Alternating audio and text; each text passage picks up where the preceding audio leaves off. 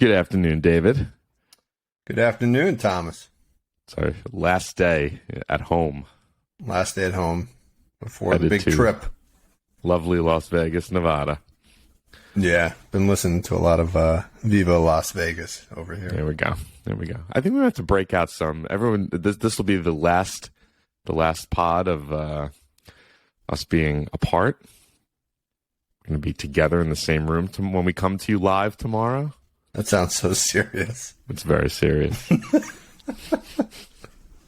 think we'd have to break out maybe a football pick or two for the weekend tomorrow. Okay. I think that'd be fun. All right, Chiefs money line. There you go. Okay. Before we get started, I need to shout out to my son, James. We were at the rec center yesterday, made 203 buckets, and wanted to get a shout out on the pod because he didn't think even professional players could hit that many. Well done, James. Yeah. What was the over under on him? It was like 20. 20. Wow, crushed it. might need to do an alt line on James. It just kept going. We were at 100, then we were at 150. That's pretty strong. You got a good future there. A lot of rebounding by Dada. So in another 15 years, we'll be talking about him. There we go. All right. Awesome. So let's dive into today's slate. Actually, before we do, any commentary on last night? Shingoonies. He was great, right? He was. Got the 6 assists. So we hit out of our 5 plays, we hit 3.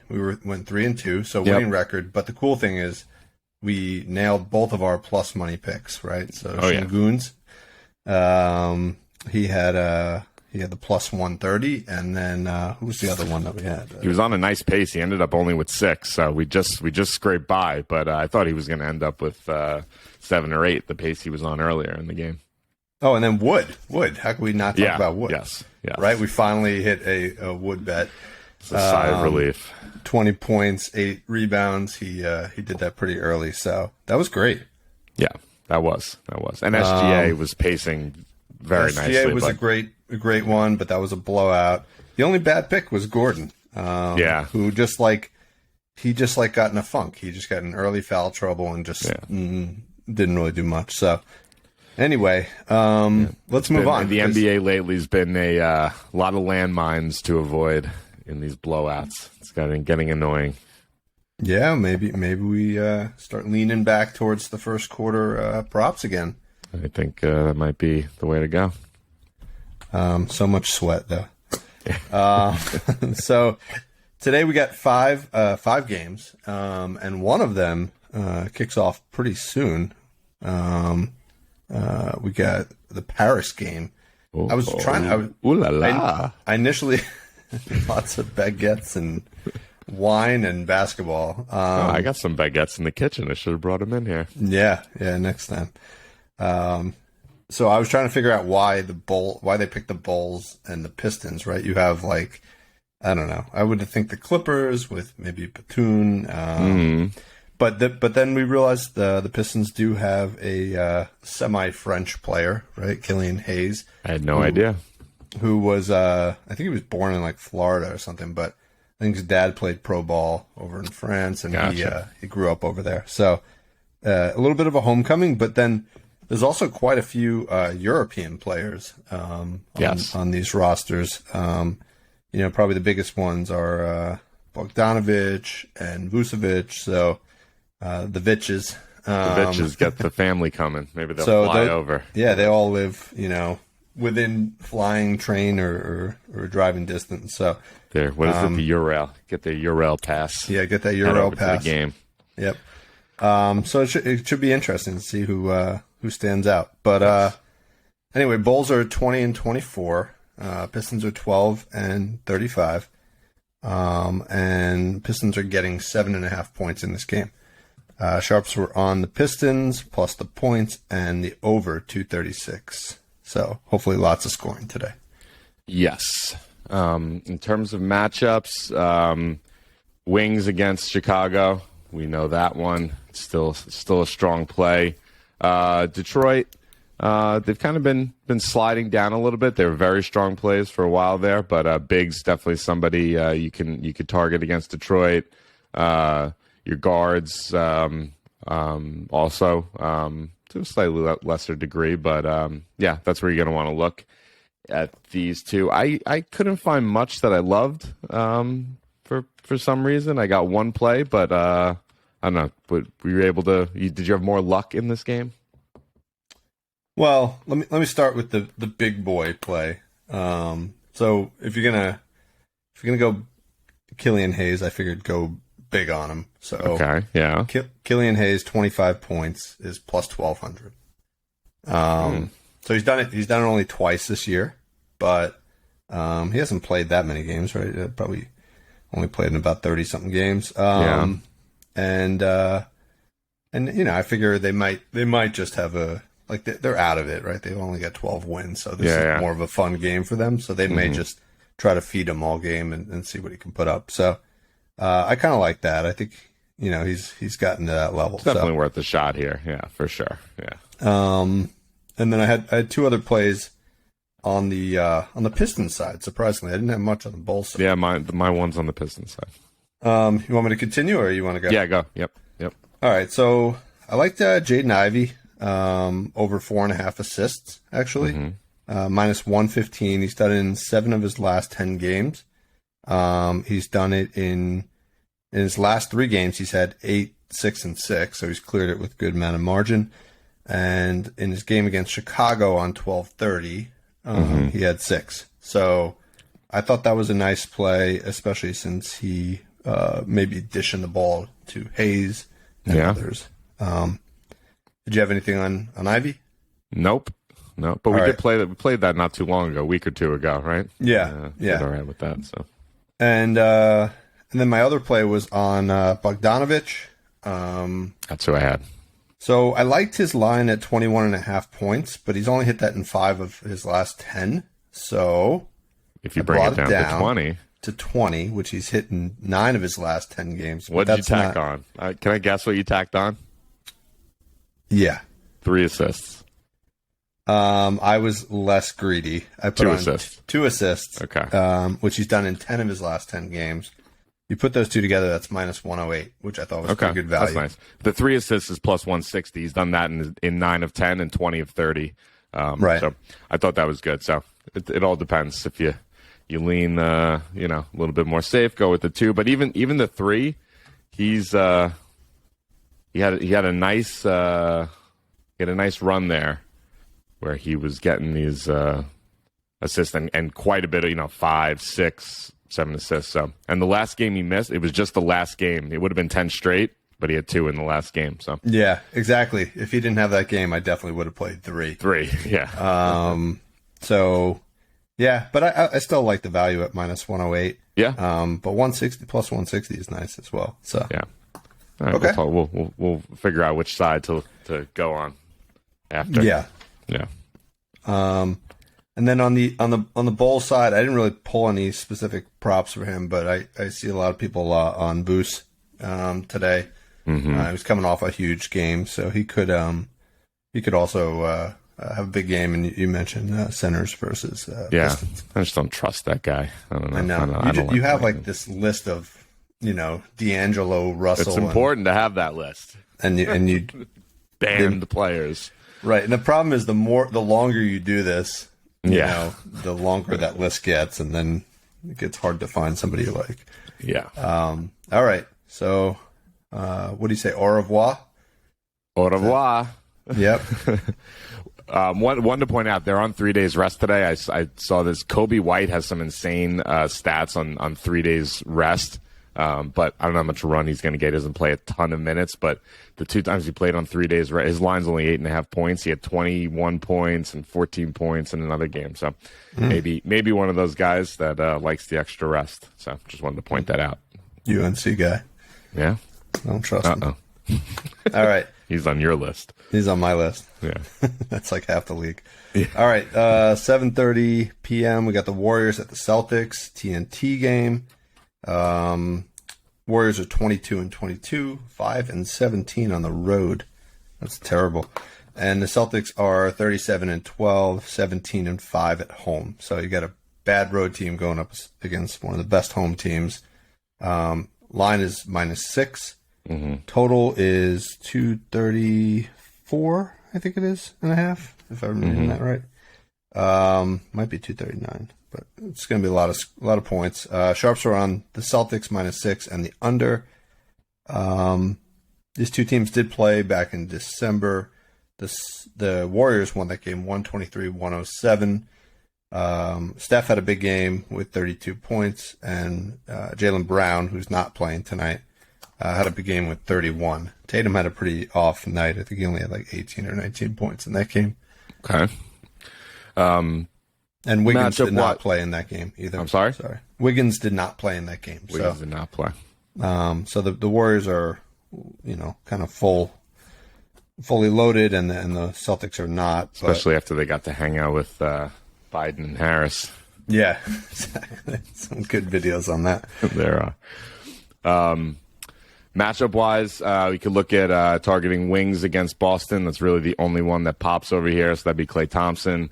You could also maybe look at Wiggins, too. He's a wingy kind of guy. And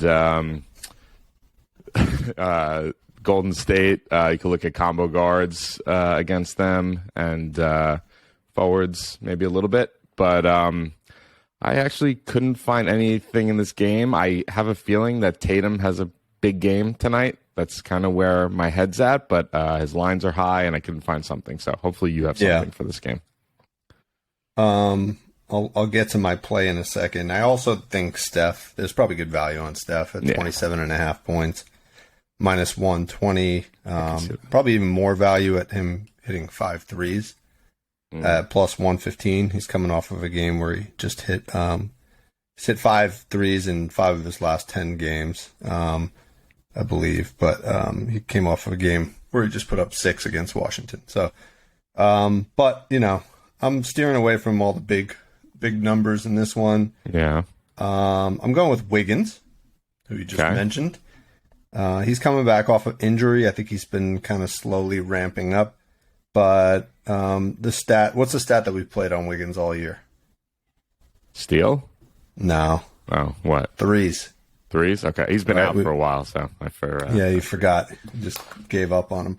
I like 2 threes, which he's done in 22 out of 27 games, paired with 2 assists, which he's done in 20 out of 27 games. Put those two together, 2 and 2, you get +125. Very nice. I'm looking at splits right. He actually has great splits on 2 days rest. I love. He's cleared the 2 assists in 4 of the 5 games this season on 2 days rest. And if you look back even to last year, he's got pretty good numbers. Rebounds too. A lot of green there. Points, a lot of green. So he's a guy that likes the extra rest here. Yeah. And last like game, he's been back for 5 games now, since being out for pretty much all of December. Yeah. He was playing his first game back. He played 19 minutes, 29 minutes, then 27, then 29. Last game was his first game where he reached 32 minutes. So I think his playing time is kind of back to normal. I like this play. Yeah. And I think that there's good value in him, like in the next couple games. This one included, probably even going before those lines jump up. His points line too is probably, I think it was like 14.5 or something. Yeah, he's normally like an 18.5, 17.5 kind of guy. Yeah. Right. He started the season off around 14, 15, or maybe not even, maybe like 11 or 12, and then quickly climbed up to 14. And by the time he was peaking, he was at like 18. Yeah. So I think this like absence has created a little bit of a reset for him. So let's jump on it before, before he gets back to where he was. Okay. All right. I like it. All right. Who do you think's going to win that game? I would lean Boston here. Yeah, -6. I forgot Brown's out though. Yeah, that's a big loss for them. That is a big loss. But they're pretty deep, and Malcolm Brogdon is. There's not usually lines out for him, but he's just super consistent, like 15 points a game. Yeah. Really good pickup, and they're also in the news of potentially getting your boy Pirtle from the Spurs. So they might only get deeper. Nice. All right. So all right. I like let's it. move on. We got the 8 p.m. game, Raptors at the T-Wolves. Raptors are 20-25, 6-14 on the road, so bad road team. Don't have that customs edge that we've talked about in the past on the road. T-Wolves are 22-24, 14-10 at home. T-Wolves are getting 5 points in this game, which is kind of crazy. But the Sharps They're on are a back-to-back. Yeah, Sharps are on the Raptors -5. And Gobert, I think, is still out this game. And obviously Towns is as well. Total's 231.5. Sharps are on the over. Who do you like here? Who do I like here? So this is the big men versus Toronto is, I think, the number one matchup on the board today. Yes. But I'm not touching Rudy Gobert, so. I don't even think he's playing. So, yeah.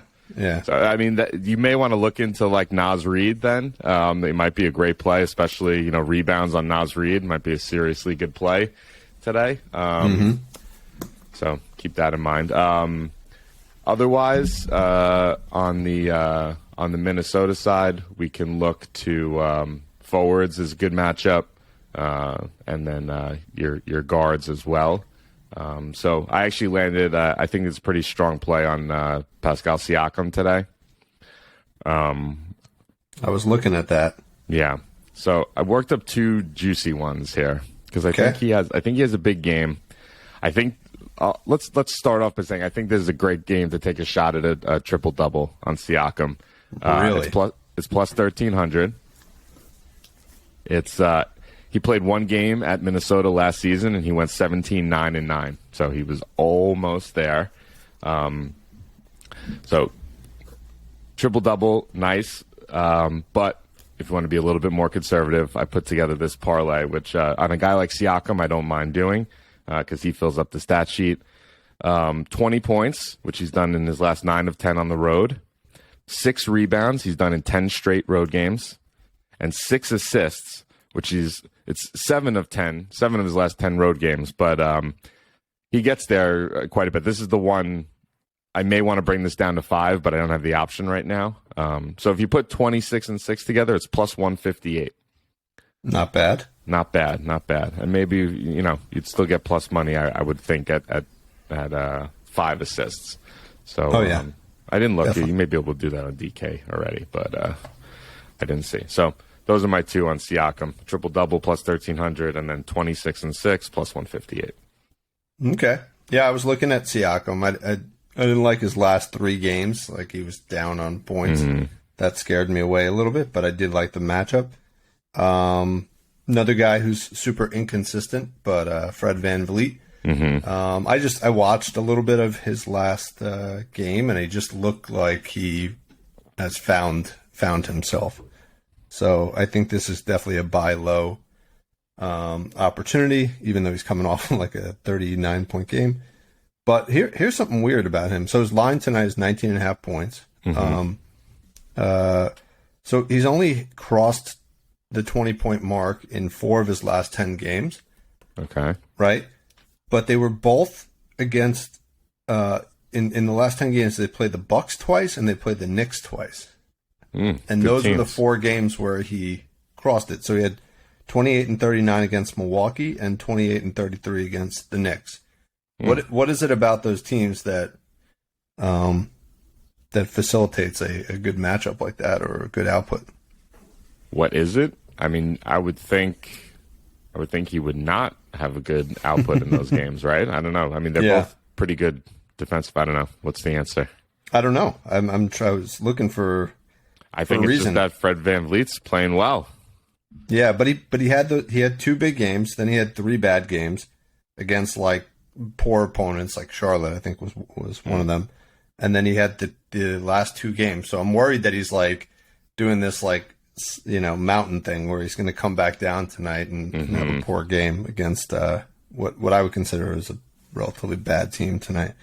So anyway, I still like it. He has D'Angelo Russell defense. I'll take it any day of the week.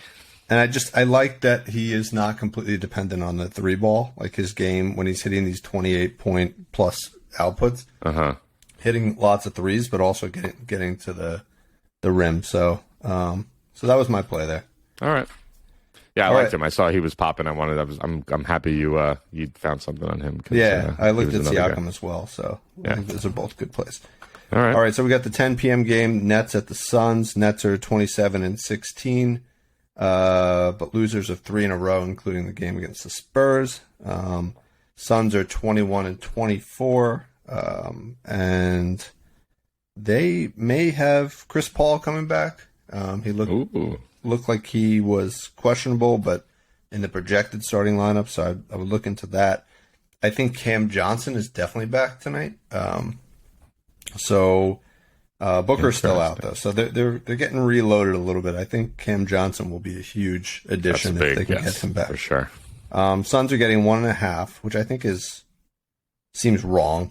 I think the Nets are not very good without Durant. Totals 221. Sharps are on the Suns and the under.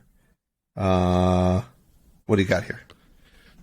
Your second best matchup on the board after Biggs against Toronto is Biggs against Phoenix tonight. Oh, yeah. So, our boy Nick Claxton is popping. And then I got page notes and notes on Nick here. Oh, yeah? Yeah, I do. I'm curious to see where you ended up. And then against Phoenix, against Brooklyn, I don't know. It's a little dicey, especially. I don't love even all this additional stuff in flux with maybe Paul and Cam Johnson coming back. I don't know. I only had one play from this game anyway, and it was Nick Claxton. So same.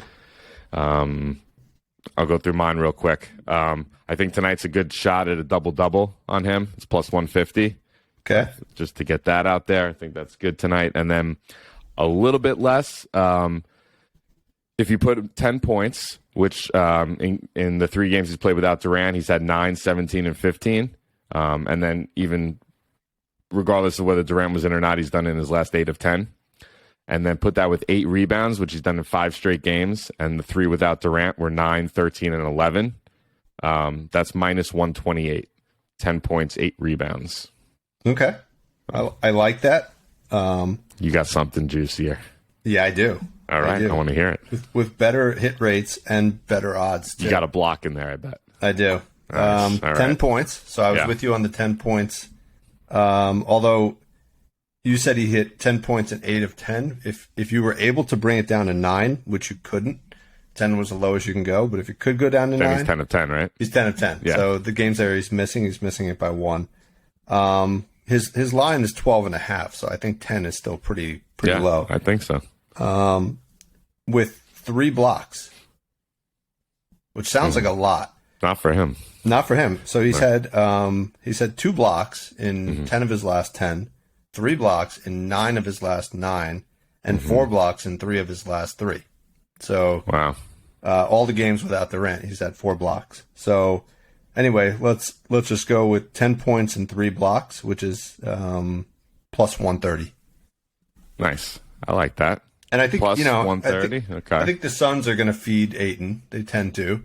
And that's going to lead to opportunities for blocks. Yeah. So I think the only thing I'm looking at right here, I pulled up the impact games against Phoenix here. I'm just looking at bigs and blocks. There's a lot of zeros here. I don't know why. Like Jokic 0, Jared Allen 2, Bam 1, Randall 0, Siakam 0, Hachimura 0, KP 1.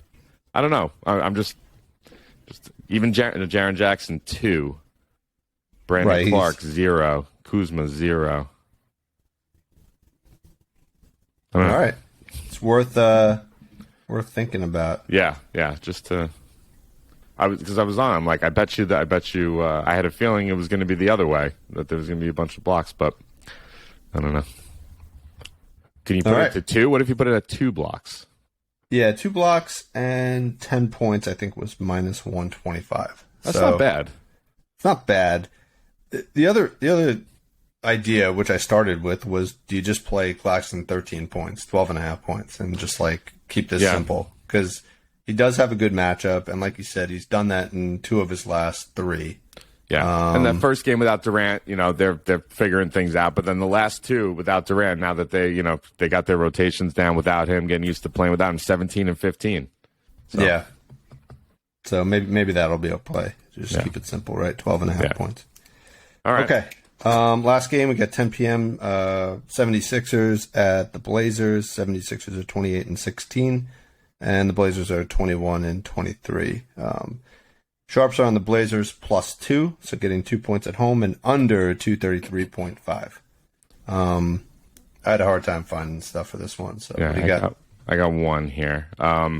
Matchup wise, we can look at bigs against I'm drawing a blank here. Philly. Bigs against Philly, which is weird, right? Considering I know. Embiid. I know. And then against Philly, I think there's not much. They're pretty good defensively. I don't think there was any matchups that really combo guards. I think was the best of the bunch, but I didn't find anything I like there. So the guy I landed on, I think he's categorized as a forward this year, but he has been a big in the past. Is Jeremy Grant? Okay. So. I have a few options for him, and I think these are all. I think you're going to like these. So 15 points he's done in 10 straight home games, right? I put that with 4 rebounds, which he's only done in his last 6 of 10. But the last two times he played Philly, he had 6 rebounds in both of those games against Philly. So I like that. So, I didn't write that down. Sorry, I forgot what the odds are. It's all right. Keep going. All right. I'll figure it out. But then he also has some pretty interesting assist numbers. So I'm like, let's just look at his rebounds and assists, because I like when they're nice small lines like this. So if you put 3 rebounds and 2 assists together for him, which he's done in hold on. Sorry, let me pull him up here while we're talking.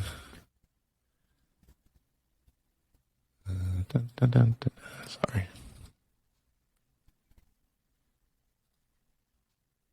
Yeah, just going back, Grant, 15 points, 4 rebounds was your other play? Yeah. Minus 105. Minus 105. That's very nice. I think that's probably the play. Where was I seeing? I'm sorry. You